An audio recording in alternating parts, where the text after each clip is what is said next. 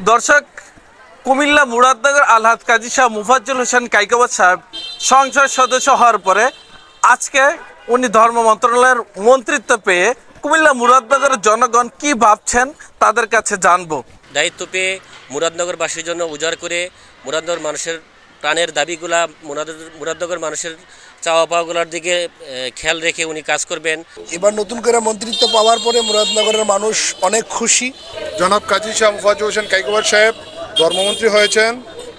আমরা আশাবাদী আগামীতে মুরাদনগর একটা ডিজিটাল উপজেলা হিসাবে রূপান্তরিত হবে, যা সারা বাংলাদেশের মধ্যে ব্যতিক্রম হবে ইনশাআল্লাহ। এবং কি আমাদের মন্ত্রী সাহেব প্রতিজ্ঞা করেছেন মুরাদনগরে কোনো মাদক এবং কি সন্ত্রাসী কার্যক্রম থাকবে না। আলহাজ কাজী শাহ মুফাজ্জল হোসেন কাইকোবাদ সাহেবের এই অর্জন মুরাদনগরবাসীর অর্জন, কারণ এই মুরাদনগর জনপদের প্রত্যেকটি মানুষ এই জনপ্রিয় মজলুম জননেতাকে মনে প্রাণে ভালোবাসে। RICL TMX, যুগের পর যুগ স্থাপনা থাকে মজবুত। এবারও মুরাদনগরের উন্নয়ন আমরা কাইকোবাদ সাহেবের কাছ থেকে আশা করি। এইবার নির্বাচনে উনি বিভিন্ন জায়গায় প্রতিশ্রুতি দিয়েছেন।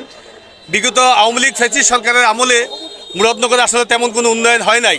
বিগত 17 বছরে যে হামলা মামলার শিকার হয়েছি, জেল জুলুমের শিকার হয়েছি, আজকে তার মন থেকে একদম বিন্দু পরিমাণও এই কষ্ট আমাদের থেকে নাই। সকল কষ্ট আজকে আমাদের থেকে মুছে ধুয়ে মেছে গেছে।